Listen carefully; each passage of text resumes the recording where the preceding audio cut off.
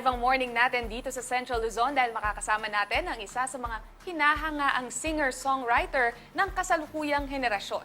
Kabilang siya sa top 60 singer-songwriter ng Music Elements Camp 2016 ni Maestro Ryan Cayabyab. Naging bahagi din ng RT Santa Rita Foundation noong 2002 hanggang 2011. At nauna na rin siyang tinaguriang Most Charismatic Solo Artist ng CLTV 36 noong 2017. Hit din sa Spotify ang kanyang kanta na pinamagatang Duda kung saan nasa 1,500 ang monthly listeners nito. Please welcome Mr. Pot Sembrado. Good morning po sa lahat. Good morning po morning, sa lahat. Hello po. Hello. So, what drew you to the music industry? Ano ba yung best thing about being a singer? Para sa akin yung nagko-connect ka sa tao nang hindi mo sila kinakausap directly. Nako-connect ka dun sa emotions na gusto mong pa-feel sa kanila. Ilang taon ka ba, Pot, nung nagsimula kang magkanta at sumulat din ng mga sarili mong awit? Nag-start ako nung mga 6 years old siguro ako. Very Then, 2002, sumali na ako sa RT Santa Rita. Kasi yung mga relatives ko noon, ano talaga sila, musical director, mga choir, so nasa family din namin. Ano yung di mo malilimutang experience nung nagsisimula ka pa lamang sa music industry? Nung lumapit ako sa isang bar na ako yung nag-ask dun na bigyan ko siya ng libreng acoustic. Ako magdadala lahat ng gamit, walang bayad, pagkain lang. At pumayag agad? Pumayag siya. Right. Tapos yun. Okay, and then hit na hit daw ngayon nga sa Spotify, no? Yung sinulat mo na kanta na Duda. Ano ba yung inspirasyon? Ano yung kwento sa likod ng kanta na to? Nag-start yon nung nagustuhan ko yung kanta ni Sarah Geronimo na Ikot Ikot. Then, ang story behind ng Duda is for my talaga parents kasi hiwalay yung parents ko. And yung pinaka-last part, yung gusto kong marinig nila na hindi solusyon ang maghiwalay.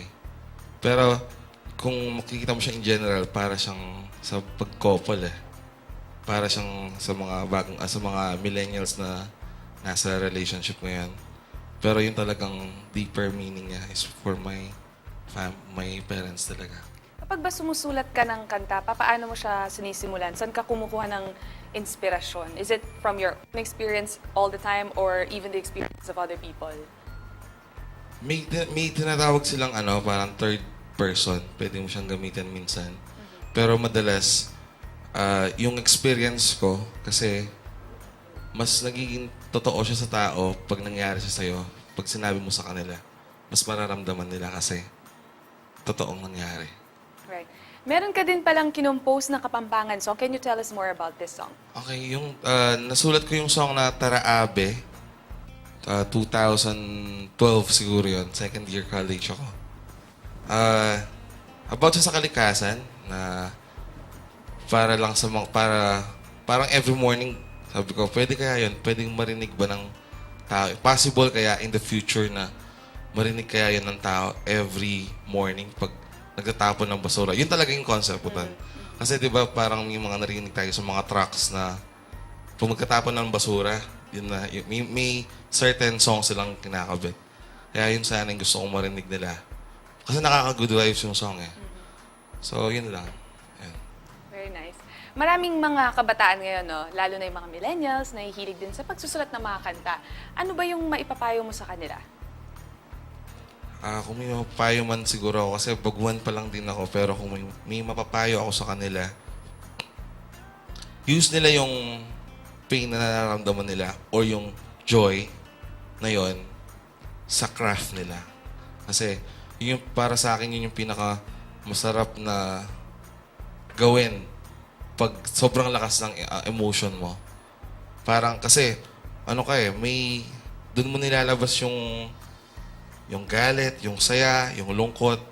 So, mako-comfort ka talaga. And totoo pa yung sinusulat mo. And right now, what keeps you going? Yung iniisip mo ba na for a very, very long time, ito yung gagawin mo?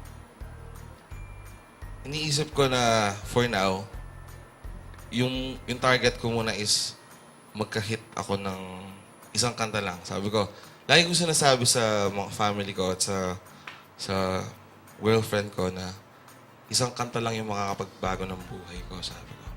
Kaya susulat ako ng susulat dahil pag may nag-hit dyan, kahit isa lang, dun pa lang magsa-start talaga yung laban, sabi ko. It could be the Duda. Yeah, sana. Well, good luck at maraming salamat po. Pero syempre, hindi makukumpleto ang morning natin kung hindi magpapasample ng kanta ang ating special guest. At para kantahin sa atin, ang Duda, ladies and gentlemen, Mr. Pot Sembrano. Thank you so much.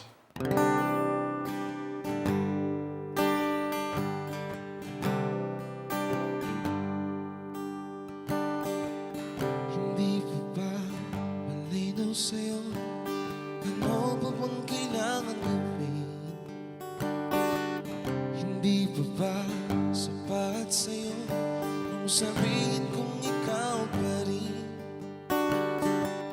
Kahit maulit-ulit pa kitang pagsilbihan, kahit tiwala mo'y hindi ko na maramdaman, alam kong kaya mong tapusin to kahit kailan. Mahal kita, ano ka ba? Mahal kita kahit puro ka duda, puro ka duda, puro ka duda, duda, duda mo. Puro ka duda, puro ka duda, puro ka duda, duda, duda mo.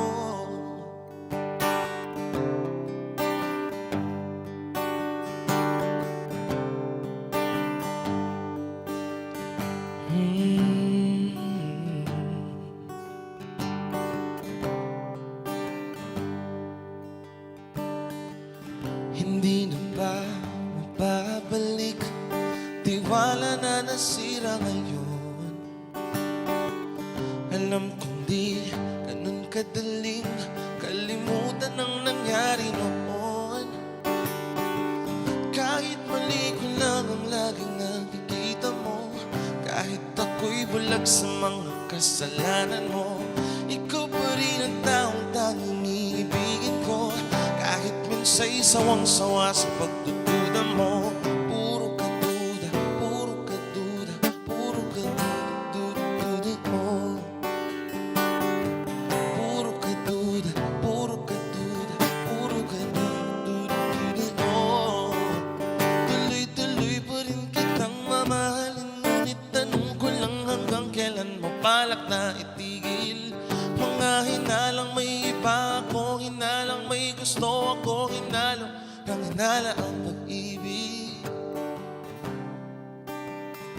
Di solusyon ang maghiwalay, sa agos ng pag-ibig sumabay.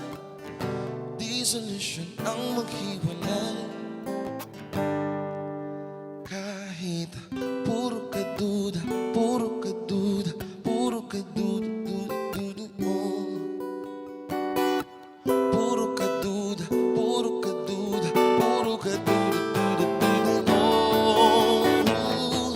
Puro ka duda, puro ka duda, puro ka duda, duda, duda mo. Puro ka duda, puro ka duda, puro ka duda, duda, duda mo. Tuloy-tuloy pa rin kitang mamahalin, ngunit tanong ko lang hanggang kailan mo balak na itigil. Mga hinalang may iba ako, hinalang may gusto ako, hinalang nang hinala ang pag-ibig. Di solusyon ang maghiwalay, sa agos ng pag-ibig sumabay. Di solusyon ang maghiwalay.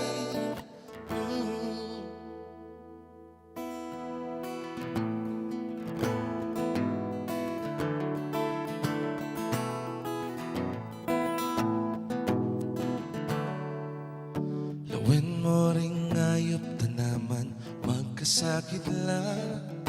Isipan may malalam, abe na nung gewata. Lawin mo ring paligita, manaling nala, manaliwan e bauin. Ang inta, dapat pawaring pamaramdaman da ka. Para galo, dapat nakatapawaring gisingan da. Para tikdo, tikdo ka abe, teka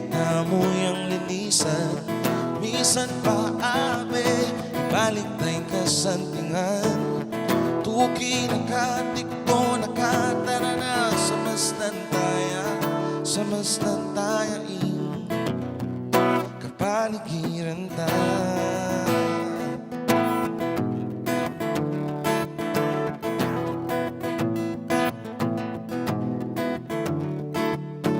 Tamnan talaring bundok, dayat at kulutan. Pangnungmuran man netan na miyayalbugan. Karing basura sa lesen lang, manakitan ka pa. Lumwaltangan kindalan, ning dinat lakotangan. Dapat pawaring pamaramdaman da ka para galo. Dapat ke pawaring ikanta ini para tikto ka abe. Ke katamu yang linisan, bisan pa abe, ibalik tayong kasantingan. Tuki nakatikdo, nakatara sa mastan tayain kapaligiran tayo.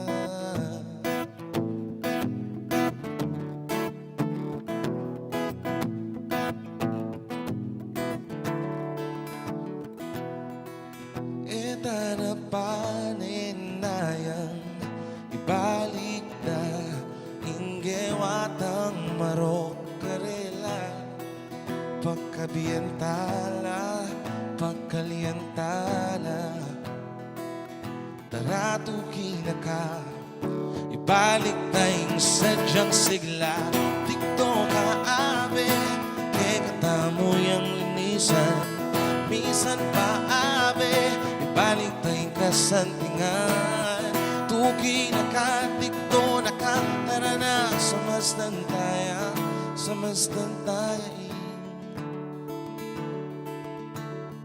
Sa mastan tayain kapaligiran tayo.